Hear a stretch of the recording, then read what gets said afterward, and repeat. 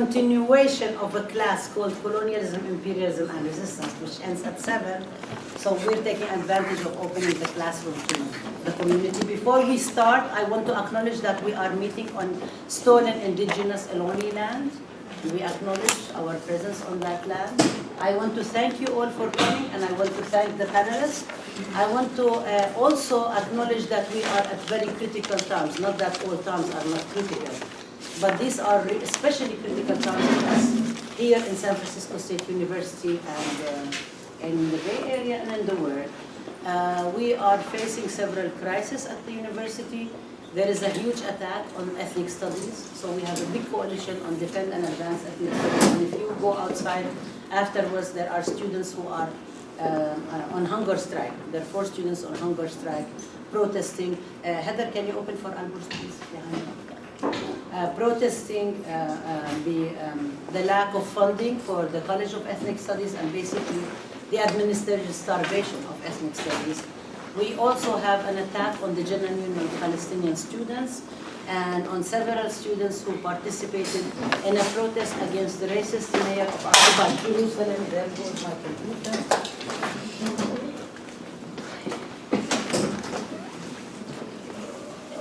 Near Barakat, several students protested. By the way, please do not videotape, please do not record unless you are authorized. We are videotaping and we're recording for the AMED program. We would really appreciate everybody complying with these instructions. On April 6th, the university hosted the racist mayor of occupied Jerusalem near Barakat, presented him as a visionary in computer and IT design, and we have just come back from the delegation. I think my comrades will probably speak about that, where we saw what's going on in Jerusalem, what's happening, what's the result of the policies of this mayor, and as a result now the university is starting investigation and proceedings of students. 2 of the students who were involved, Palestinian students, they were singled out, as well as of the General Union of Palestine students. The proceedings are going to be next Monday.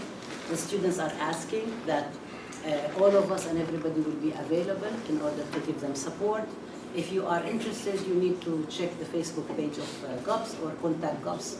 Afterwards, they're here. You can speak to them who are in charge of this. This is just to, and then also we have several announcements. There is the Interfaith Peace Builders is doing a delegation, Indigenous and People of Color delegation to Palestine and other delegations. So if you are interested, there is flyers that Jake Pachi over there, he has distributed. You can speak to him. There are several community organizations. There is an event coming up, Agents of Change. It's a film about the people in the 60s. By the way, there is critique of it, I've heard from some of the people who struck at San Francisco State. But anyway, it's being shown again on May 15th. On May 15th, there is also a big anniversary of the Nakba, of the Palestinian Nakba. In Oakland on May 14th, several groups, including Palestinian Youth Movement. There is a lot of events going on, so if people are interested, need to sign up. Anyway, we would like you to sign up. We'd like you to also do the, fill out the evaluation form. We really need them. It's really important to get the evaluation so we can submit them and show that if there is critique, so improve our events, and if also there is praise, we can also try to get support from the university, which does not give us any support whatsoever. So thank you all for coming, and I'm very, very honored to introduce my my comrades and colleagues who were on the U.S. prisoner, labor, and academic delegation to Palestine. There are other members of the delegation in the audience, and today is the 3rd report back for now. There'll be more report backs. And I'm sure every member here is willing to go and speak to community groups, to all sorts of audiences. And we have 5 people, and I will be moderating and also will say a few things maybe towards the end. And this is the order. We are going to start with Susan Chen, who's a counselor here at San Francisco State University. She's the chair of the Affirmative Action Committee in the California Faculty Association. You know we averted the strike because we've won most of our demands, which is very unusual in this day on earth. And Susan Susan is also has done work with the Chinese community in Cuba and in the U.S. and she has participated in the national U.S. march for LGBTQI in Washington, D.C. Susan is going to be sharing with us a slideshow. Then we are going to go into, who did we say next? It's going to be Albert and Isaac, or it's going to be Michael next? Alborz Gandahari, yes. I will speak loud, yes, my voice fades. Then we're going to have Alborz Gandahari and Isaac Ontiveros. Alborz Gandahari is in the leadership of UAW Local 2865, which is the graduate student union of U.C., University of California system that has voted in 2014 for BDS, 14,000 members, and has gone a democratic campaign of education, which is also a bit unusual in U.S. labor, but enough said. And also Isaac Ontiveros. Isaac Ontiveros is a member of Critical Resistance. He's also a labor educator and activist, and they both will be talking about conditions here and conditions in Palestine of labor. We have Michael Ritter. Michael Ritter is a member of the California State University, California Faculty Association on the local and the state level of representing 26,000 CFA members. Michael is also was a counselor. Now you're actually doing more than counseling at the San Francisco State Counseling Center. Michael is also sits on the executive committee of the Faculty Senate of San Francisco State University, and he actually was the one who presented the Academic Freedom Resolution last spring, which passes. And Michael is also active on HIV/AIDS, and we go way back because we've been working together on Pride Month for many, many years. And last is going to be Jaime Veve, actually not last. Well, Jaime Veve, last but not least. Jaime Veve, who's a labor organizer for over 35 years, he was the member of the Young Lords Party and protested the war in Vietnam, and is co-convener of Labor for Palestine. Okay. So, one of the things I wanted to speak to is why we thought of it at, it was a anti-prison, labor, and academic delegation. And for at least two of those parts, I wanted to talk about the two parts, the prison, prisoner, anti-prison, labor, or section rather, and the labor section.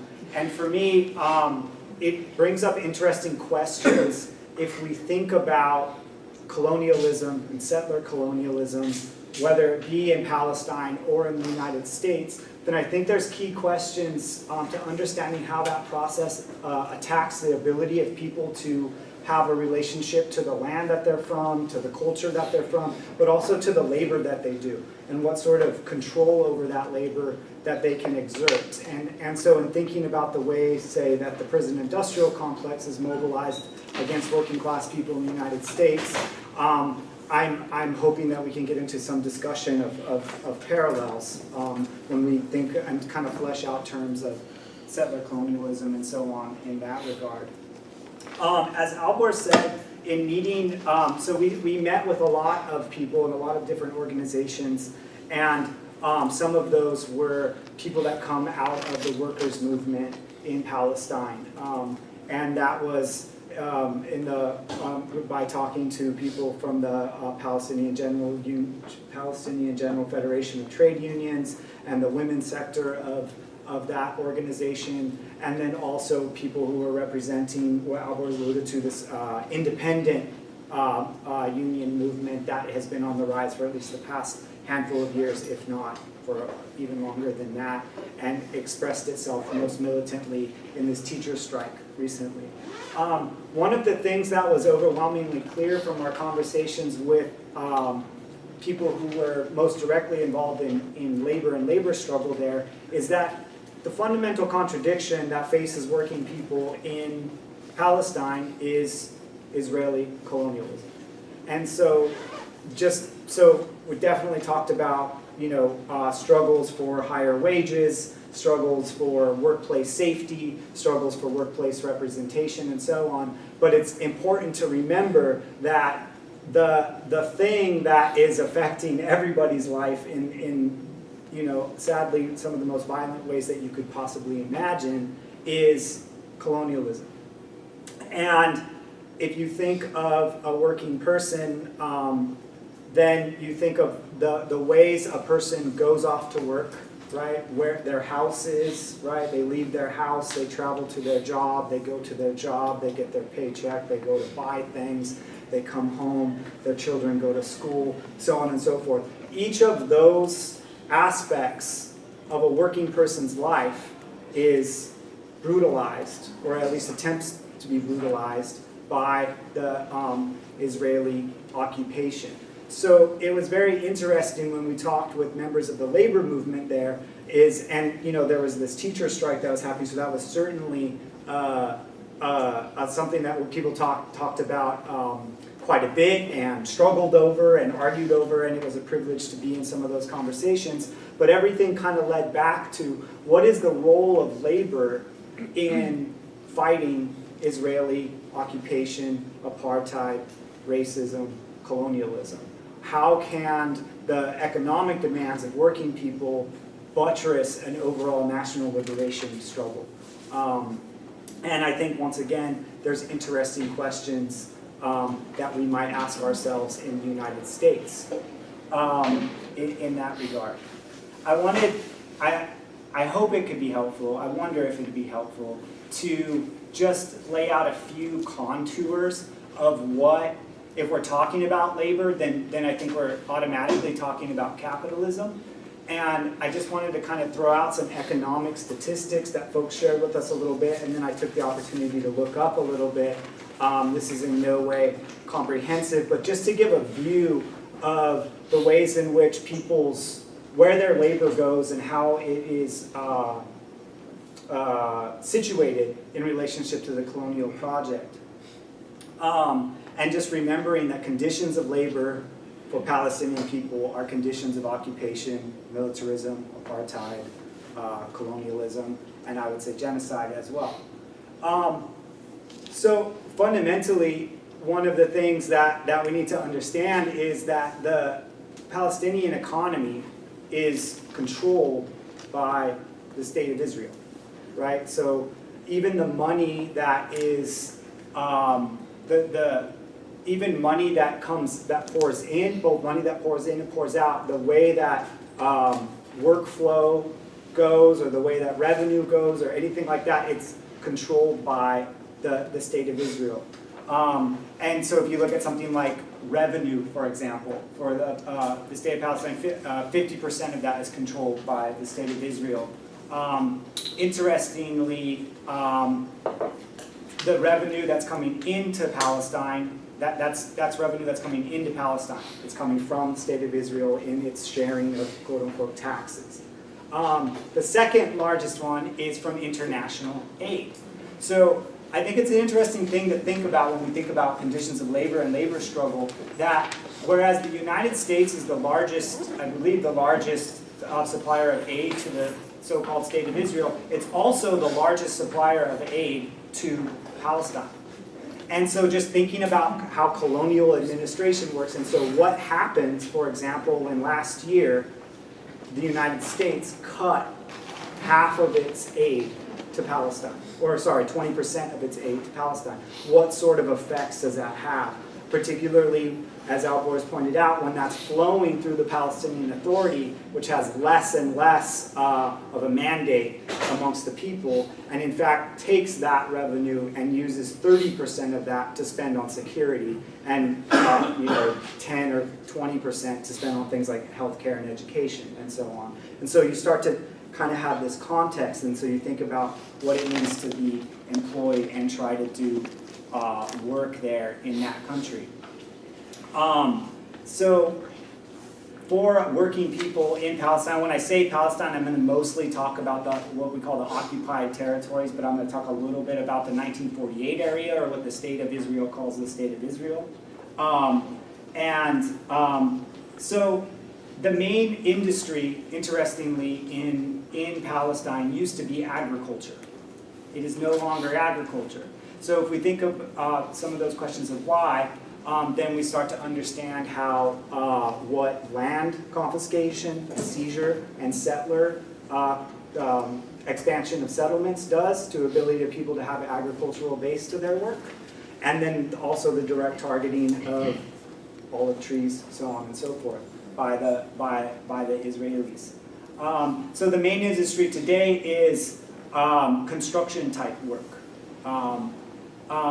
which, let's pause and think about that in a second, just kind of remembering that. For unemployment rate amongst Palestinians is 27% as of March of this year. In the first quarter of 2016, the unemployment rate was at 27%. For youth, the unemployment rate is 43%. Now I want to take a pause there and think about some other things we might have been reading in the news, which is the rate of imprisonment of young people and the rate of out-and-out slaughter of young people. Who's being targeted, how and why, and how that relates to people being able to make a livelihood.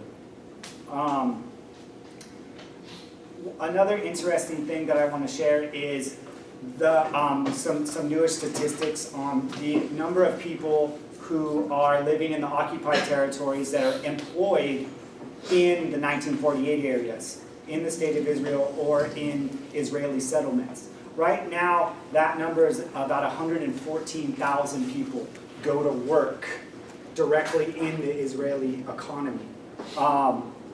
That's down a little bit from the last quarter of 2015. Of those people, nearly half of them, a little less than half of them, work without any sort of work permit. So once again, the criminalization, the targeting of Palestinian workers is you choose or are forced to go work in the Israeli economy, and you think about what you have to do that, right? You go through these checkpoints and so on and so forth, and then you're precariously employed. This is what's going on now too, is these workers are pitted against immigrant workers that the state of Israel is courting from other areas in the region or in the African continent to replace Palestinian labor, particularly in times of struggle and fight back. You'll see dips in employment in the settlements and in the 1948 areas. The number of and so we see that if we think of current events, then we see that the number of Palestinians employed in Israeli settlements has dropped in the later part of last year, and currently there are 21,700 people working in settlements, 21,000 Palestinians. And so now let's go back to that construction statistic. 64% of those people who work in Israeli settlements work in construction. So if we could just let that sink in for a second. The relationship between what people are forced to do for a living and the relationship to the Israeli colonial project, it's an intense picture. You go to work to help build a settlement that's being used to steal your land and eradicate your people ultimately. So I'm gonna move ahead here. So in the 1948 areas, I have less statistics, I'm sorry, maybe folks who have more can share that. But for Palestinian people living with as so-called Israeli citizens, right? And we talked last time about the way that Israeli fascism works and the second-class citizenship of, at very least, of Palestinian people who live in the 1948 areas and the continuing assault on what little civil rights they have there. That reflects itself in their ability to gain employment. Half of Palestinians living in the so-called state of Israel live below the poverty line, and those folks are overwhelmingly employed in the kind of lowest rungs of the workforce, what they would call unskilled labor, to use a crude term. And the unemployment rate is much, much higher for women as well. Overall, if we think about the ways that economies are constricted or not, just to put it as like in kind of gross, crude economic terms, If we think about the gross domestic product, for example, of Palestine, right, of what they would call the occupied territories, it's for 2014 it was 12.7 billion. For the state of Israel in that same year, it was 305 billion. So nearly 25 times larger of economy that's, run off of this stolen land. I think that, so it gets to be so that's just kind of a bunch of statistics that I threw at you that I'm certainly trying to wrap my head around. But one of the things that I'm trying to wrap my head around and that I hope we could get into a conversation about is, what does it mean for labor struggle in Palestine? And one of the conversations that we had while we were there is, I think sometimes there's a lot of parallels that we could and probably should make between different settler colonial contexts, the United States, South Africa, Algeria, so on and so forth. The most direct one that's made, I think, or the one that's made most often is the South African example. It was interesting to have conversations with trade unionists there because sometimes that example might not be the best parallel when we talk about labor struggle.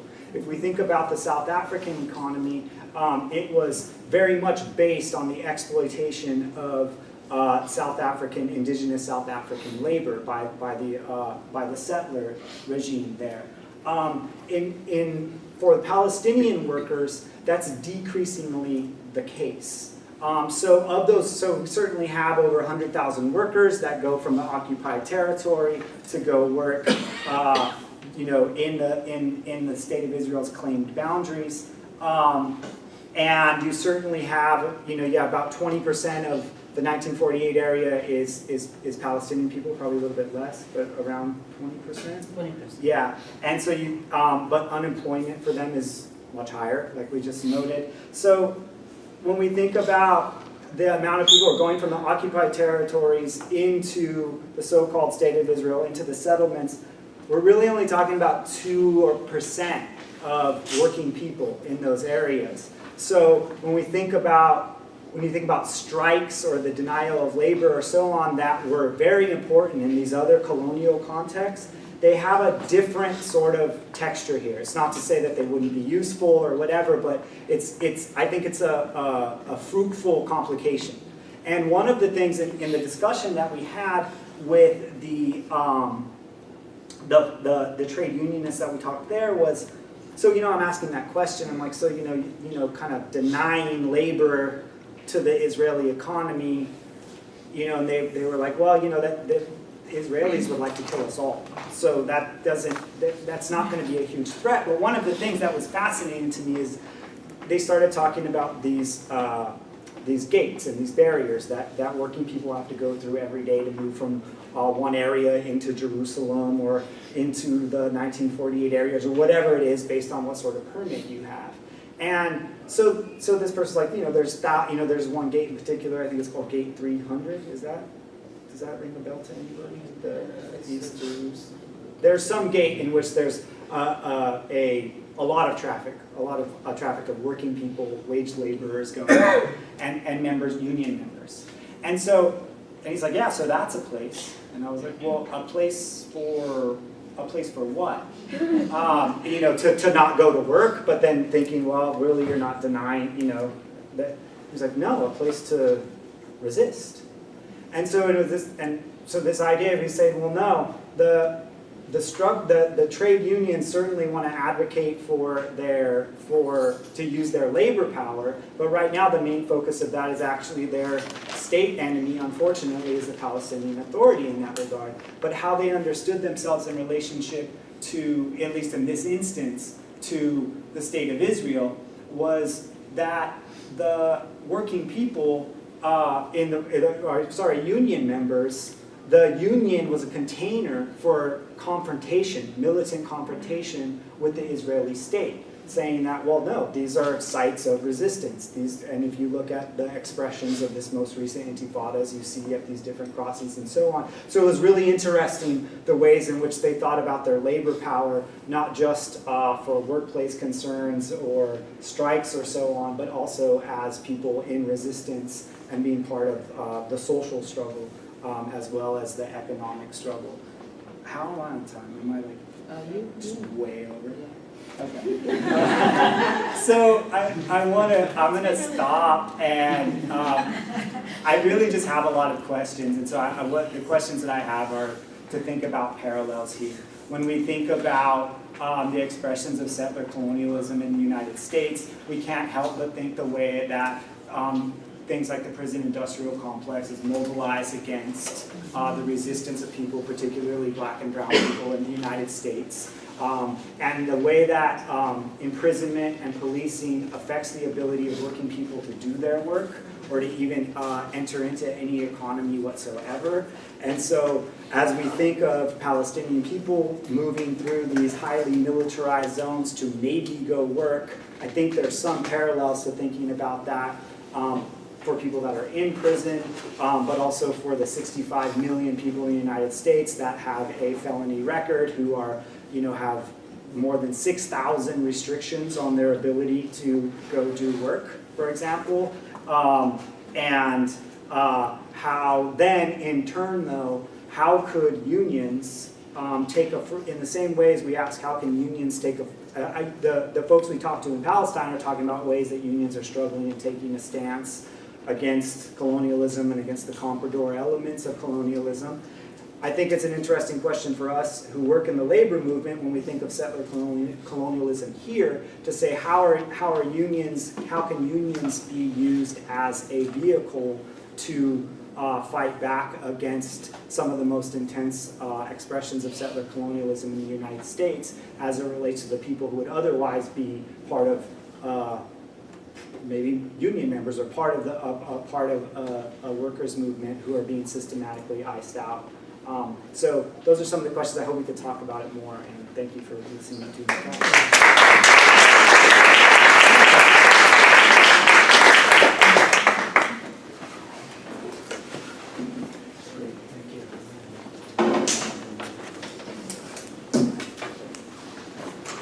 Hi, I'm Michael. Rabab asked me to speak briefly about current labor situation in the U.S., but I want to make one comment before I start, or maybe this is the start.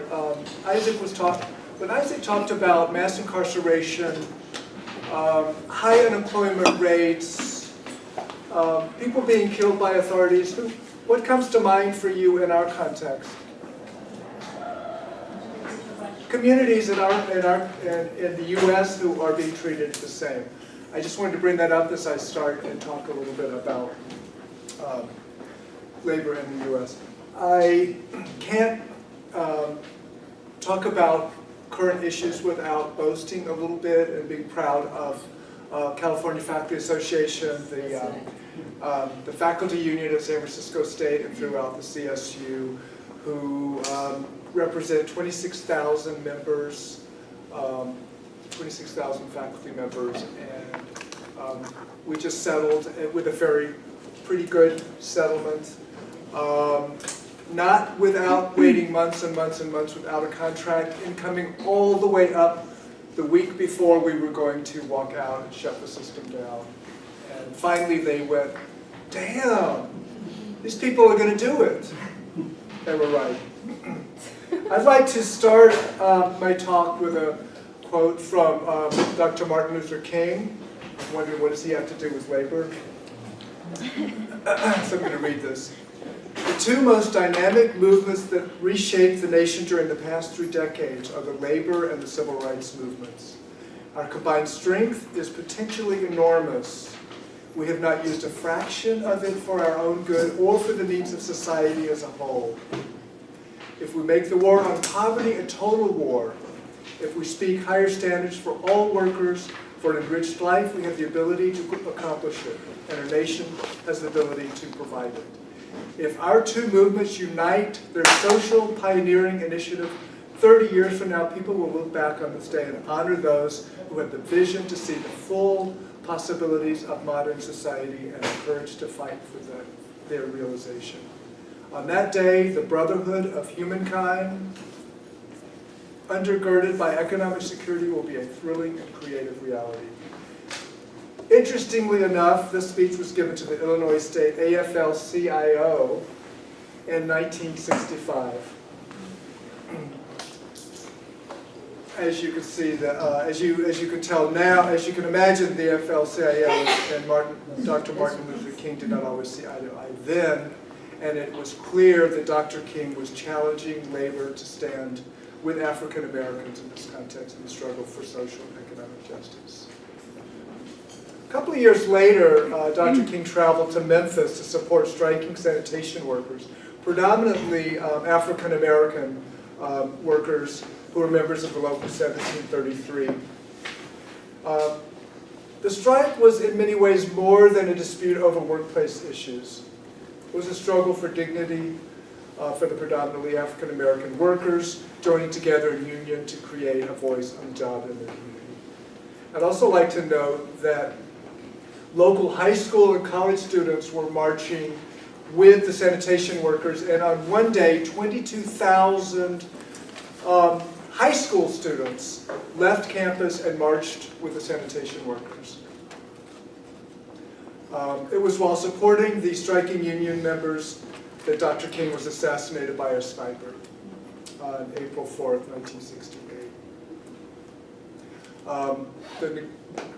The union was finally recognized on April 16th, so just about 2 weeks later after Dr. King's death. So, what are unions? What have they done for us? Well, unions have brought us the 40-hour work week, all breaks at work, including lunch, overtime pay, paid vacation, pensions, employee health insurance, now pregnancy and parental leave. And for faculty, for example, one of the things that the unions have done is, or what being in a bargain, being protected by a union, or bargained by a union, the kinds of things that we get are protections around hiring practices, evaluation practices. For example, chairs and deans can't arbitrarily impose standards. The standards are actually bargained by faculty. Our bargaining team are faculty. One of the things I feel has been one of the most important things that have happened in the past few years, lecturers who are the backbone of the faculty of the university were traditionally hired semester by semester. You leave class in the spring, you don't know whether you have a class in the fall or not. Maybe you get a phone call 2 days before the semester begins saying that you have a class. One of the things that came in a few years in our last bargaining cycle was that if lecturers have taught for 6 years, they automatically get a 3-year contract, which can then be renewed for another 3-year contract. So that's something very real for us. 50 years ago, nearly a third of U.S. workers belonged to a labor union. Today, it's 1 in 10, which equals to about 14.5 million workers, union members in the U.S. So in 1964, in California, about 33% of all workers were union members. It's not the same in every state. In South Carolina, where my father was a member of the Ironworkers Local 601 in Charleston, the membership rate was 7%, pretty low. Today, California, union membership around 16%. South Carolina's around 2%. We face an ongoing and well-funded assault on Americans' rights to organize. There are now 26 right-to-work states. The right to work should be right to fire at will, right of the employee to do as they please with the workers. But they're called right-to-work states. And these states, without full union benefits, on average worker salaries are lower, no surprises there. Less likely to have health insurance, also no surprises. What's shocking to me is that in these states, workplace deaths are 36% higher. So that means that some of the standards that are set and the protections that are set for workplace safety are not there. A pretty good example of this, do people know who Scott Walker is? Governor of Wisconsin, who I think when he called himself the original Tea Partier. Well, he led a push to, through legislation, to slash collective bargaining rights in Wisconsin. The benefits of unions, primarily for public sector employees, which include teachers. Majority of union members currently are in the public sector. Teachers, firefighters, professors, public sector. After Act 10 passed in Wisconsin, Governor Walker made the largest budget cuts in the state's history, including a $792 million cut to education.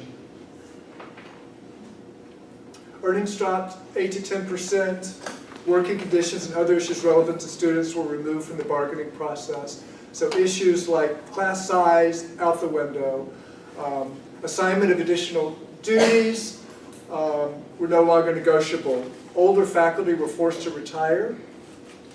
Some of them were hired back at lower wages.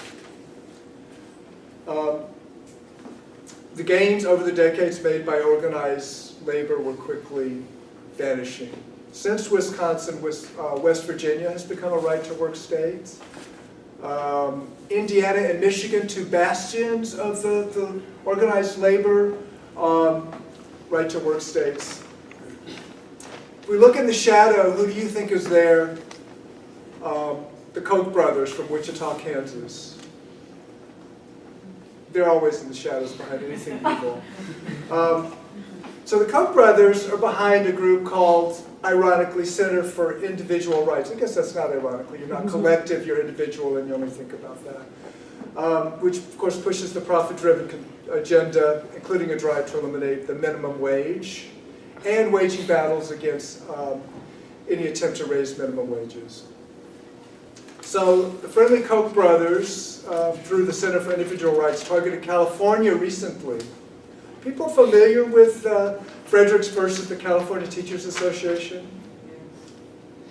This was California came this close to being a right-to-work state. The reason that we did not become, this went all the way to the Supreme Court. Judge Scalia died. So the court was tied 4-4, which meant that it did not, that did not pass. They are not going away. They will be back. In Palestine, we met with, I think both Albors and Isaac talked about, and Susan talked about our meeting with the labor unions. The meeting that I was most touched by was the 15 or so women, labor organizers that we met. Amazing group of people. And this was right after their successful teacher strike. What I was so impressed with them is how they viewed labor activism as a part of the whole picture for the liberation of the Palestinian people. Their view is this is the only way that we can make any kind of substantial changes.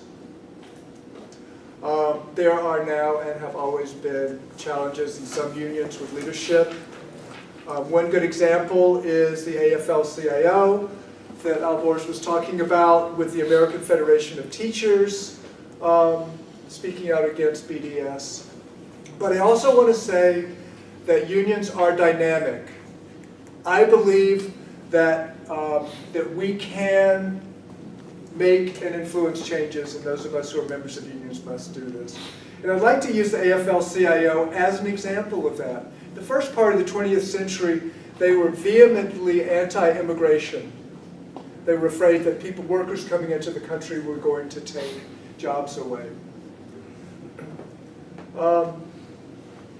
I recently saw a clip of I think the clip is actually from 2011, so it's a few years old, but it was, interestingly enough, saw a clip from the president of the AFL-CIO talking about the importance of protecting, of supporting immigration rights, supporting day laborers' rights, by providing a pathway to citizenship for workers, whether they arrived legally or not. And interestingly enough, the Latino membership is up 21%. So I'm not sure what their motives are for their support, but it's a good move. It's a good move. That to me says, if we pressure people, if people are involved, people pressure people, we can make these changes. So I'd like to wrap this up with another quote by Dr. King. Dr. King says, "Like my father, I believe that working people of all races share a vision. It is a vision of decent wages and working conditions, a vision of multiracial unity and mutual progress, a vision of hope and opportunity for all. It is a vision that the American labor movement and people of color have shared for generations, and it is the basis for a new coalition of conscience that will turn the struggles of today into the triumphs of tomorrow." That is our challenge. Those of us who are involved in the labor union, and those of us who are either involved now or will be in the future. Thank you.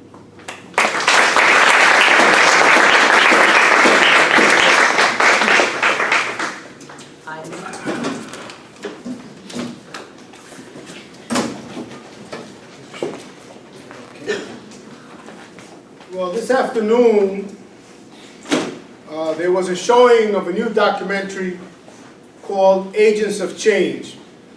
And it's a documentary that speaks about the struggle in the 60s, both here in San Francisco State University in the 68 strike, and across the country, at a moment where the question of black studies and black involvement and black engagement in the academy was of critical importance.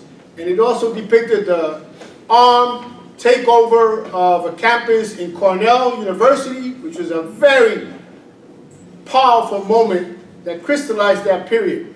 And it's going to be playing on May 15th at the Castro Theater, and I really encourage everyone to see it.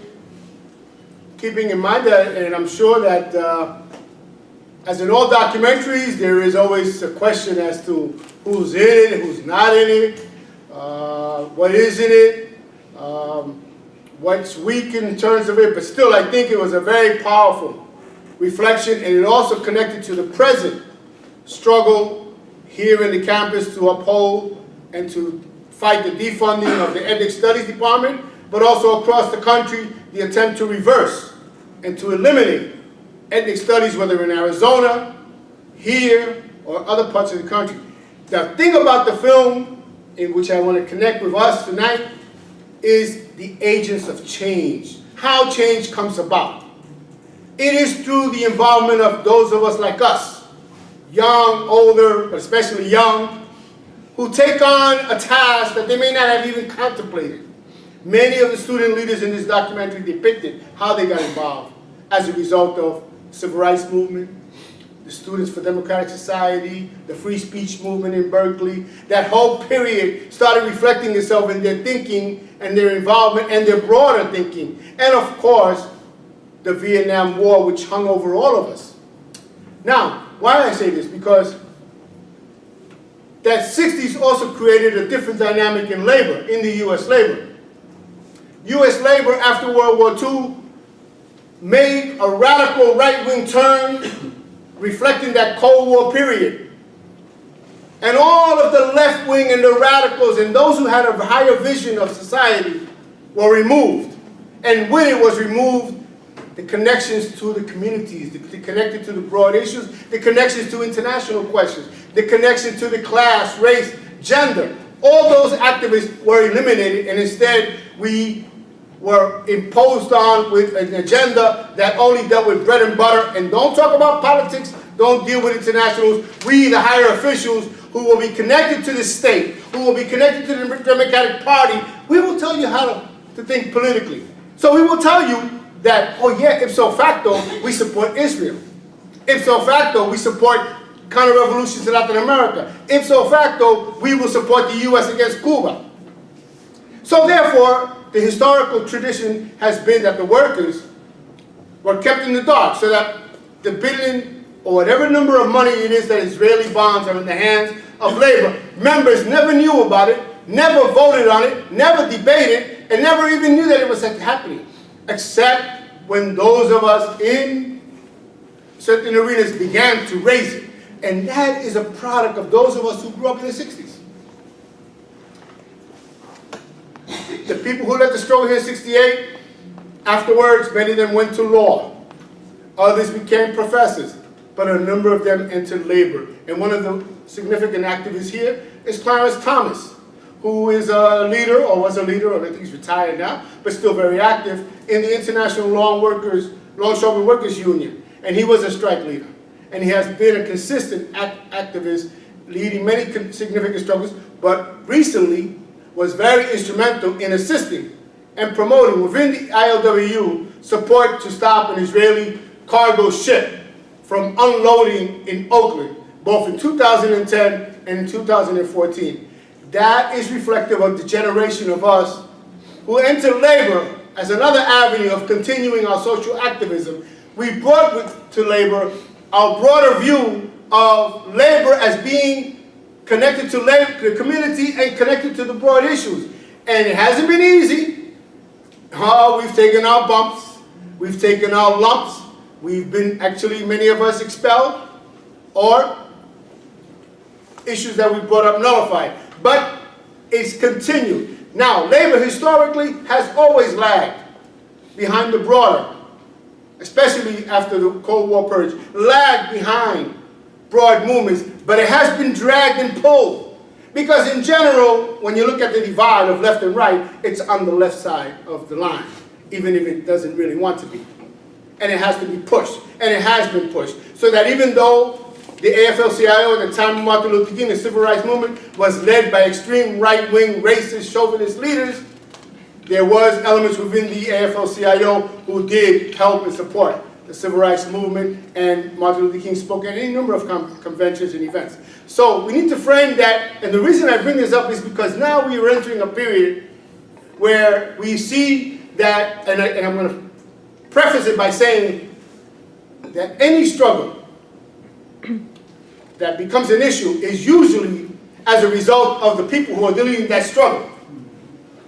For example, it was the tenacity and the unwilling to surrender of the Vietnamese which brought about eventually a crack in the U.S. society and brought about a consciousness and development of broad mass movement. And it is also true, I believe, that it's the tenacity of the Palestinians to refuse to surrender, to refuse to be defeated, to refuse to give up their land, and who have continued to promote the issue that has resonated and has begun to be reflected. And in the recent years, we saw that a number of the academic institutions in this country address this issue, pass resolutions. And now we see that that is being reflected in the recent passages of resolutions in the Graduate Students Union, in the United Electrical Workers Union Convention, in the state chapter of the AFL-CIO in Connecticut, which sent the delegation to Palestine. Very small, and not definitely breaking the edifice of the AFL-CIO, which continues to practice undemocratic, centralized practices which nullify its progressive agenda, so that they nullify a vote that was well done, the way it should be done, addressing, educating the members, combating and arguing and forth, and meantime they nullified it without even explaining why they nullified it. That's old bureaucratic habits that we've contended with for so many years. So we will continue to do that, but it is significant that now, within a year or so, within a year and a half, 2 years, there has been this movement. Any number of us have, over the years, fought on this question and have not been able to break that. And that does not mean that this happened, and I will end with this. It's not the first time that this question has been addressed or has been connected to the broader issues of both domestic struggles and international. And the United Auto Workers, which was one of the early unions to really back the support for the Cold War policies, the anti-communist purge, and the support for Israel. In 1973, at a time of deep struggle within the Auto Workers Union, in which black workers especially began to demand more input into the union and more rights and more representation. In 1973, Arab and black workers, especially led by the League of Revolutionary Black Workers, went on strike against the auto workers having ownership of Israeli bonds. Little known history, but significant. So that is not something out of nowhere. It's a reflection of those of us who joined the labor movement, brought up the question of South Africa, the farm workers, civil rights, gender. We're trying to bring back what the unions used to be prior to the Cold War. And that's what we would like to be able to do, and we think that we are at this moment that we can do it. And also, do you think for a minute, why is it that United Auto Workers are representing graduate students? What do graduate students got to do with auto workers? Because the auto working industry has been destroyed. The industrial base of the working class has been destroyed. And the unions, as a result, have been further weakened and are desperate to survive. And therefore, they're looking to other avenues. And therefore, you have auto workers organizing graduate students, Teamsters organizing policemen, a police officer or whatever. And because their social base has been weakened and the transformation of the economic reality in this country, but old habits die hard. So the irony, I remember when I was consulting with the UAW graduate student, I kept thinking, well, what is your regional director saying about this? And at first they were silent because I was dumbfounded. How come they didn't right away? But the reason is because that's where that's how they're going to survive. By recruiting and organizing in areas beyond the traditional basis no longer exist. So for us, it opens up an opportunity. And the graduate students are graduate students. They critically think.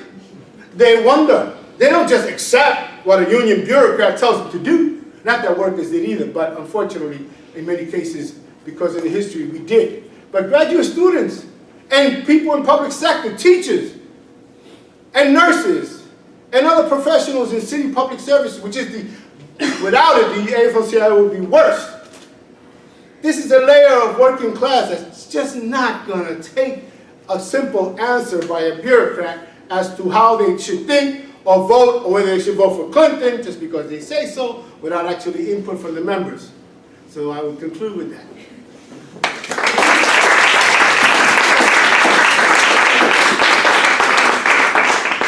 I'm not going to really make any intervention. I'll just wait for if there are questions specifically. I just wanted to just make very quick points.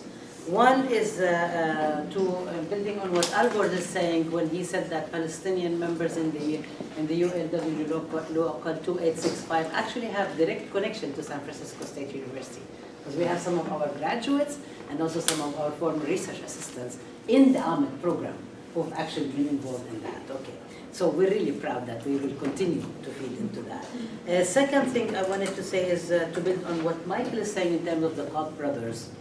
And they are actually also the other part of their claim to fame is funding the most right-wing, pro-Israeli groups and that have been harassing us on campuses, including AMCHA, initiative at UC Santa Cruz, the David Brother, the Brandeis Center, and so on and so forth. And actually, Campus Watch and Anti-Defamation League are getting money from Koch brothers, Adelson, and other people who are the most right-wing, who stand on the most right-wing, horrible anti-labor, anti-women, anti-student, anti-academic freedom. And so they're lining up. So actually, it's really important to kind of like remember that. The two other points that I was thinking about is the whole question of the UAW and the democratization, and basically putting things out. And this is something also we're facing at San Francisco State, it's kind of, or at other campuses and everywhere else. The ways in which we are organizing ourselves, in a sense, we are actually putting everything out transparently. We're being very transparent.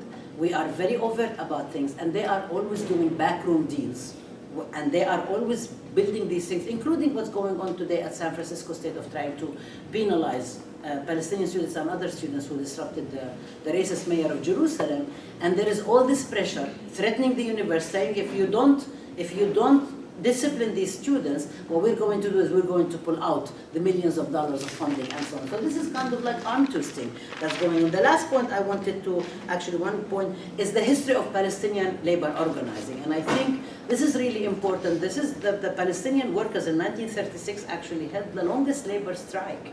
And this was against British colonialism and against Zionist immigration to Palestine. And because one of the things that happens, which I think somebody spoke about, and you, Isaac, spoke about settler colonialism, and this is the connection in the sense that the Zionist movement slogan was Judaize land and labor. Basically take over all Palestinian land and kick Palestinian workers off their land. So this historically created a very big problem for the Palestinian trade unions, because initially the League of Palestinian Workers, Palestinian, there was a lot of pressures in it, because there is the interest of the workers who are basically benefiting from the Zionist project, from settler colonial project, versus the workers who are actually the indigenous people of the land. And this is something that we keep seeing in the history of the U.S. labor movement, again and again and again and again. And people talk about labor solidarity, and we talk about on what basis should labor solidarity be. Can we have labor solidarity when we are going to further white supremacy, or we need to actually attack that head on in order for us to talk about labor solidarity? Can labor be separate from other justice issues? So then, the kind of like the last point I think is, why is it that we're talking about labor, apart from the fact that May Day has just passed and so on? Why is it that we're talking about that in our classrooms? And why is it very important for the students to think about that, and not only think about purely academic issues? It affects our everyday life, and what's going on at San Francisco State and the attack on ethnicity cannot be separated from the push of the university, the public university, to become a privatized corporate university. And if we actually don't think about the linkages between neoliberalism and the tightening of the spaces for public education for our students, for students who cannot go to school unless it is a public education, and the fact that students are having 3 or 4 different jobs, have tons of loans imposed upon them, and tuitions are rising more and more and more, and our university becomes actually a boutique for all the businesses, for multinational business and so on. If we don't think about these linkages, if we don't think about the indivisibility of justice, we're not going to be able to move forward. So the reverse is true. Is actually we really need to come together. It's not a slogan. It's not something that's sort of like rhetorical statement. We don't have a choice. It's not really a question of luxury. It's a question of necessity for us to think about the various connections. How do we make them creatively? Not collapse things together, not conflate issues together, but to really think about how do we elevate, bring all these struggles together, and think about what happens at San Francisco State is very much connected to what happens in Palestine. If we allow ourselves to be domesticated, if we domesticate ethnic studies and think about it only within the borders of the United States and not think about the international connections that everybody spoke about at this panel, we cannot move forward. The reverse is we do need to think about the indivisibility of justice, and it is actually a very relevant question, not a luxury for us. So I'm going to stop, get off my pulpit, and for questions.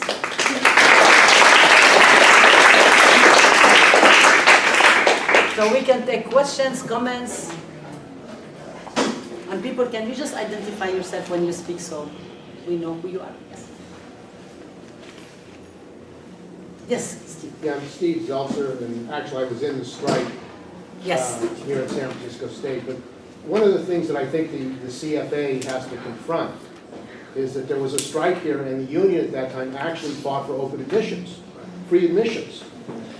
That's in the document. Yeah, well, that has been left out, and that was the transformation of the unions. The CFA did not raise that during the negotiations, and it should have, as a way of uniting with the students, because the working class students are being driven out of San Francisco State. The students, working class students, can't afford to go here anymore. And that really wasn't raised by the CFA in the negotiation. It was a business union negotiation. In fact, I don't agree that it was a great contract, because it now takes 10 years for the adjuncts to get into the pension system, to be vested. That's a big thing for the adjuncts, the part-time workers. But I think the presentation here was valuable, but I also think it needs to be at the San Francisco Labor Council. We've got to get it into the unions, so it's not just among students, but into the unions. Because the union leadership is pro-imperialist. Let's be honest. They support U.S. capitalism. And they support apartheid Israel. And I think there has to be a fight against the unions in this country supporting an apartheid system.